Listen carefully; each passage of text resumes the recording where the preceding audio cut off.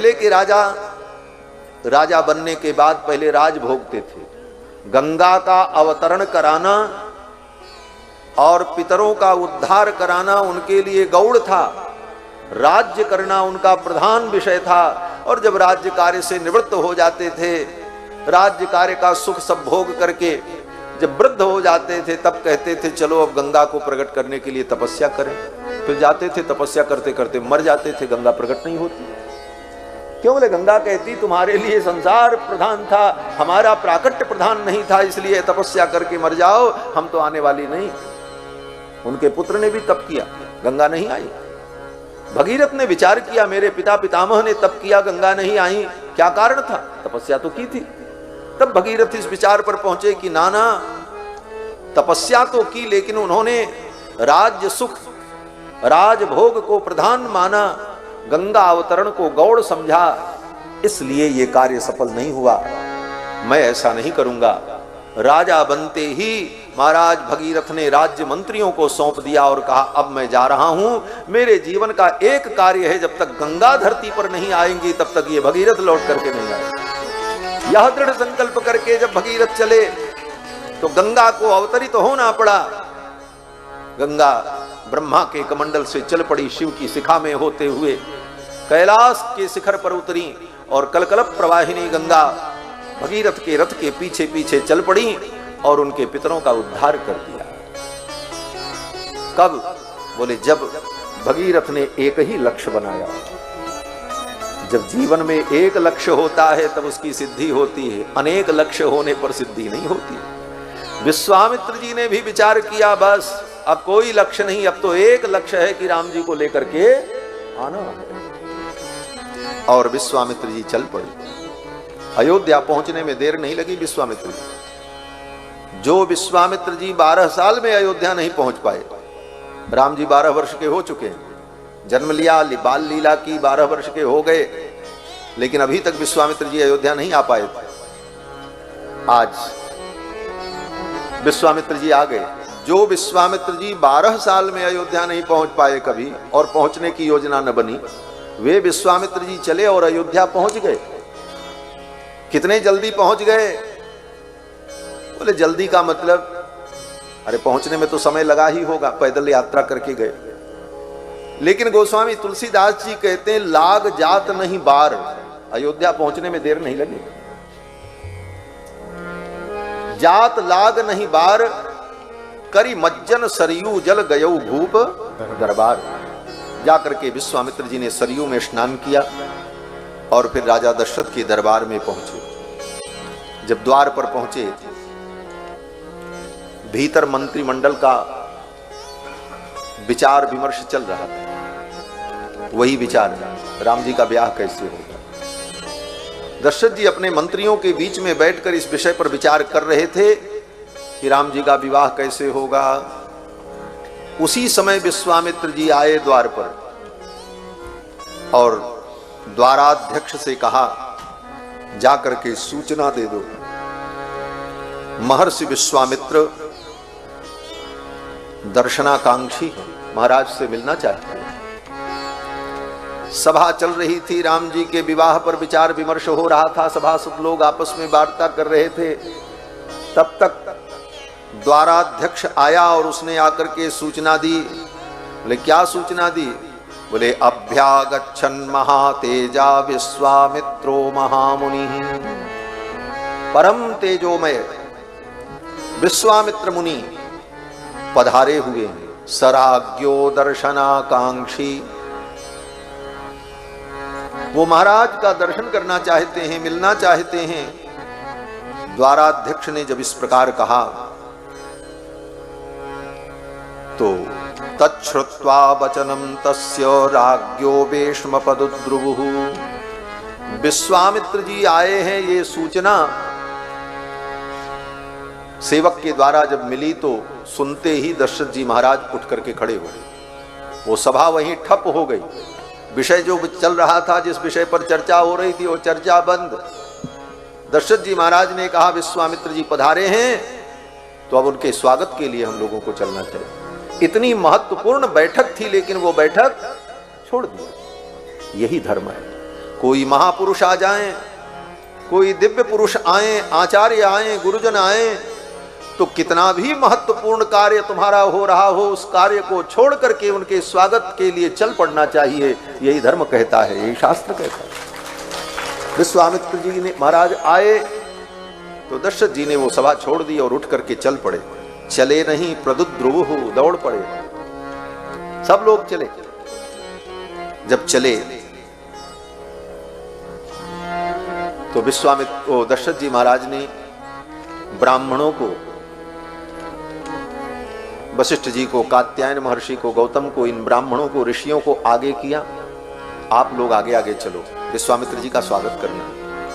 उन ऋषियों को आगे करके दशरथ जी महाराज उनके पीछे पीछे चल रहे, हाथ जोड़े हुए। ये मर्यादा है। महापुरुष श्रेष्ठ जन जब चलें तो उनके पीछे चलना चाहिए, उनके आगे अथवा उनके समकक्ष नहीं चलना चाहिए, मर्यादा है। तो विश्वामित्र जी दशरथ जी महाराज उन ब्राह्मणों को आगे करके चल पड़े। गोस्वामी तुलसीदास जी इस भाव का वर्णन करते हैं।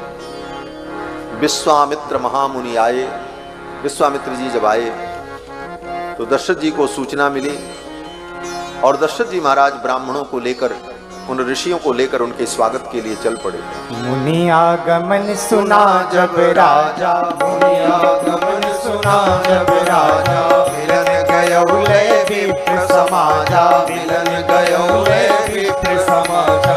करि दंडवत मुनि सन्मानी, करि दंडवत मुनि सन्मानी, निज आसन बैठारनियानी, निज आसन बैठारनियानी।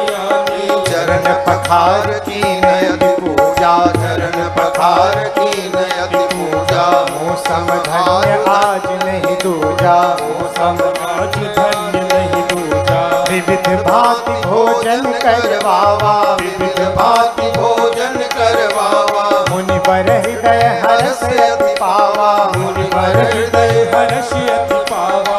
मुनि चरणन मेरे सुखचारी, मुनि चरणन मेरे सुखचारी। राम देख मुनि देह विसारी, राम देख मुनि देह विसारी।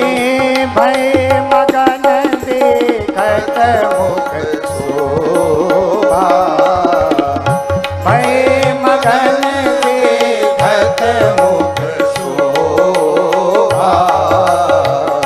जनु चकोर पूरन शशि शोभा, जनु चकोर पूरन शशि शोभा। मुनि आगमन सुना जब राजा, मिलन गयो लय विप्र समाजा। ब्राह्मण समाज को लेकर मिलने के लिए, ब्राह्मण समाज को आगे लेकर के क्यों चले? बोले ये मर्यादा थी, शिष्टाचार था। और दूसरा कारण यह भी था, दशरथ जी को थोड़ी चिंता भी हुई। ये विश्वामित्र जी बड़े उग्र तपस्वी, एक बार अयोध्या आए थे, सब कुछ ले लिया था, राजपाट सब ले लिया था विश्वामित्र जी ने, महाराज हरिश्चंद्र का। राजा दशरथ सोचने लगे ये बड़े उग्र तपस्वी, अगर कहीं मुझसे कोई अशिष्टता हो गई, कुछ गड़बड़ हुआ तो कहीं शाप दे देंगे तो क्या होगा? क्योंकि विश्वामित्र जी तो गरम दल के नेता हैं। ये ऋषियों में भी दो दल है, एक गरम दल, एक नरम दल। गरम दल के नेता कौन है? बोले विश्वामित्र, भृगु जी महाराज।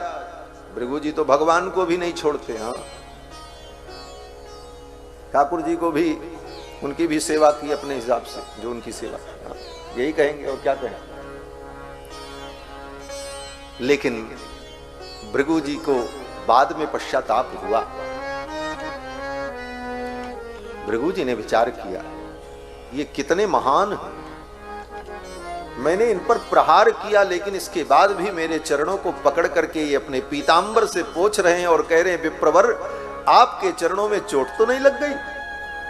मेरा वक्षस्थल वज्र के समान कठोर, बड़े बड़े दुर्दांत दानों की गदाएं चूर चूर हो जाती हैं जिस वक्ष से टकराकर, ऐसे वक्ष पर आपने अपने कोमल चरण का प्रहार किया, आपको पीड़ा तो नहीं? भृगु जी के आंखों से अश्रुपात होने लगा।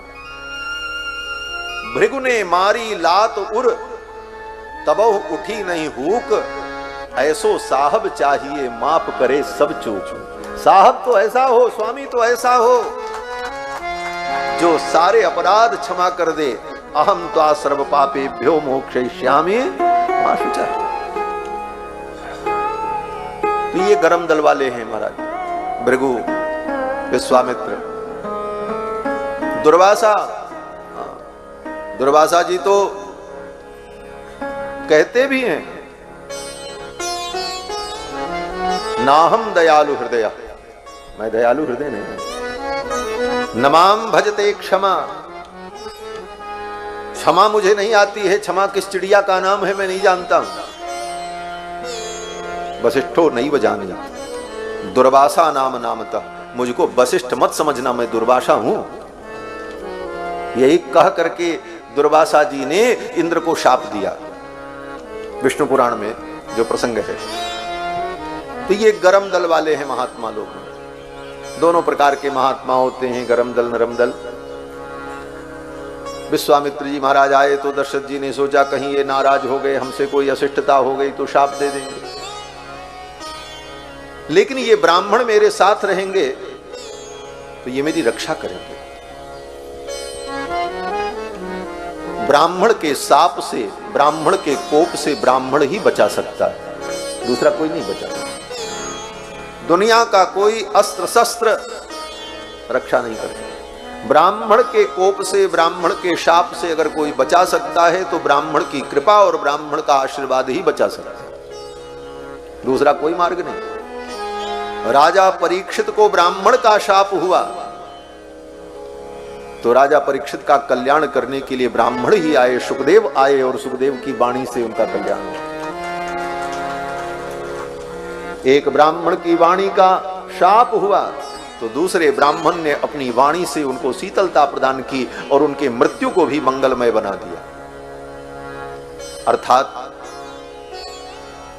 ब्राह्मण हमारी रक्षा करेंगे, इस भाव से दशरथ जी महाराज उनको आगे लेकर के चले। मुनि आगमन सुना जब राजा, मिलन गयो लय विप्र समाज। करी दंडवत मुनि ही सन्मानी, दंडवत किया, साष्टांग प्रणाम किया और लेकर के आए। मधुपर्क विधि से पूजा की। सराज्ञ प्रतिगृह्यार्घम शास्त्र दृष्टेन कर्मणा। शास्त्र की विधि से एक अतिथि का पूजन जैसे किया जाता है, मधुपर्क विधि जिसको कहते हैं, जिसको अर्हणा विधि कहते हैं, उस विधि से दशरथ जी महाराज ने विश्वामित्र जी का पूजन किया। विवाह के अवसर पर वर का पूजन जिस विधि से होता है, मधुपर्क विधि से, 6 लोगों का पूजन उस विधि से करना चाहिए। श्रुति कहती है षडर्घ्या भवन्ति। 6 लोग जो होते हैं वो अर्घ्य होते हैं, पूज्य होते हैं, उनकी मधुपर्क विधि से पूजा करनी चाहिए। उन 6 में राजा, स्नातक, गुरु, ऋत्विज और अतिथि और वर, कन्या का वर। तो वर का पूजन भी उसी प्रकार होता है, राजा का पूजन भी उसी प्रकार होता है। और उस मधुपर्क विधि के पूजन का बड़ा महत्व है। मधुपर्क विधि से यज्ञ में ऋत्विजों का पहले पूजन किया जाए, तब उनका वरण हो। तो पूजन करने वाले व्यक्ति के घर में अगर कोई सूतक हो जाए तो सूतक की प्रवृत्ति नहीं होती, क्योंकि यज्ञ कर्म प्रारंभ करना, बीच में सूतक आ जाएगा तो गड़बड़ होगा। तो सूतक की बाधा न हो कर्म समाप्ति पर्यंत, तो मधुपर्क विधि से यजमान अगर पूजन करे ऋत्विक का पहले, तो फिर सूतक बीच में आ जाए तो उसे सूतक नहीं लगता। और यज्ञ कराने वाले जो ऋत्विक आए हैं, उनके घर में अगर सूतक हो जाए तो कर्म कैसे कराएंगे? तो मधुपर्क विधि से उनका पूजन अगर किया गया है तो उनको भी सूतक की प्रवृत्ति नहीं होगी। इसलिए, और राजा को ऐसे भी सूतक नहीं होता, राजा के लिए सूतक का विधान नहीं। राजा सूतक मनाए तब तो उसके कितने रिश्तेदार, नातेदार, प्रजा भी सब उसके अपने ही हैं, कई दिन उसका राजकाज चलेगा। इसलिए राजा के लिए सूतक का निषेध किया है शास्त्र में। राजा को सूतक उतक नहीं लगता है। राजा को सूतक में क्षौरादि कर्म कराने के लिए भी कोई अनिवार्यता नहीं होती। स्मृति शास्त्रों में इन सभी विषयों पर खूब चर्चा है।